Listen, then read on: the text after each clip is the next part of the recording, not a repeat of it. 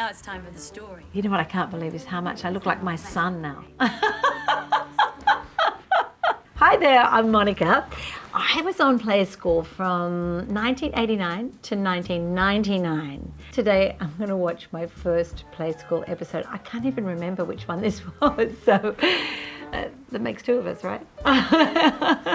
Come on, I'm going to hit play, right? Here we go. Play School Theatre, Thursday, recorded 1st to the 2nd, 90. Oh, the old titles. The chair as well. It's Play School.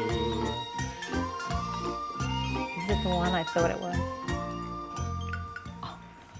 Hello. Hello. I look like a boy. I look like a 17-year-old boy. Such short hair. Gotta love the sound of a squeaky texter. The crazy thing is, you had to always be able to draw in reverse. People don't realise that, but it's always mirrored to camera, so it was kind of awkward to do that, but we're going well so far. We'll draw some front paws here. Oh, glad I made it pause. Kind of look like bosoms. Some back legs. Oh, wild legs. Hop, hop, rabbit. Oh, they're strong legs. There we are. I'll put some sticky tape on that side. One at the top. I'll put my side. One down here. Another one there. That should... I think I was terrified to actually look at the camera. So any chance to turn away and do something that I didn't have to face camera was really good. From there. How's that? Okay. There you see. I refused to look. In my day there was 3 cameras and we never cut. So we had to learn the 30 pages of script at least, and you were always terrified to be caught on the wrong camera because that's like death. So I'll just look at the wall behind me like that. Now. There, finally, I turned around. I think I was 23. I had my daughter when I was 19, so she would have been about 3 or 4, perfect Play School age. And I found a Play School album. And I was looking at it and I thought, oh, I know all the people on this. They were all jazz musicians. I said to my agent, I really want to do that show. And she said, oh, darling, don't be ridiculous. Everyone wants to do Play School, you and the rest of the world. And I was asked to audition with John Hamblin. I'll never forget doing all the dances and everything. And I said, come on, John, it's time to, how does a kangaroo go? And of course, John would just sit there having done quite a few auditions already. And I said, come on, let's hop like a kangaroo.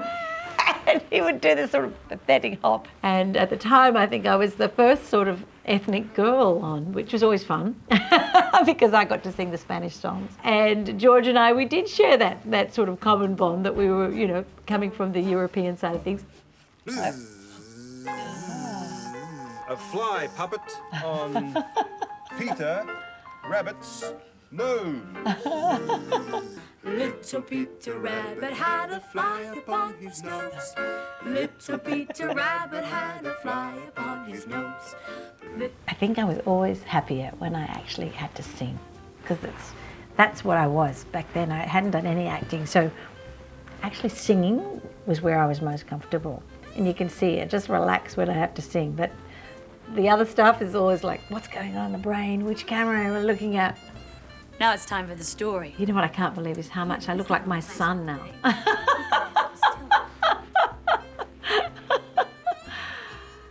What do we do first? Did you see that? So it's time for the story, and I look off, and then I go, oh, but what do we do first? We look at the clock. Now it's time for the story. We have a visitor on Play School today. He's going to help us tell it. What do we do first? Tick, tock, tick, tock. Let's look at the clock. On your instructions, it would be saying, look camera left or camera right, but of course it's reverse. So you've got to actually work that out in your head, which I obviously hadn't done quite yet. But in my day, we didn't edit. There was only a couple of episodes where we ever cut. And I think that was because John Hamblin swore. So I was always very keen to be athletic. I think I was never contained. Whenever I'm doing an action, it's always bigger and better, like enormous. I think that was from being a mum, you know, that's the way you did it with your kids, you know, you really got into it. Like I didn't have joints or something, or bones, you know. Because we used to film so many of these, and it was on in the morning and on in the afternoon, sometimes there used to be episodes where I was pregnant in the morning and not in the afternoon, or vice versa, which was always, I think that must have been a little confusing for kids.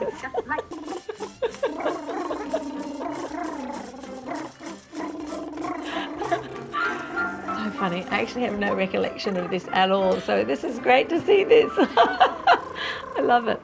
I feel like one of the luckiest people in the world, because to have had this early on in my career, it did affect everything I did, and it still does. I mean, people still will introduce me, oh, you know, she's the Play School lady.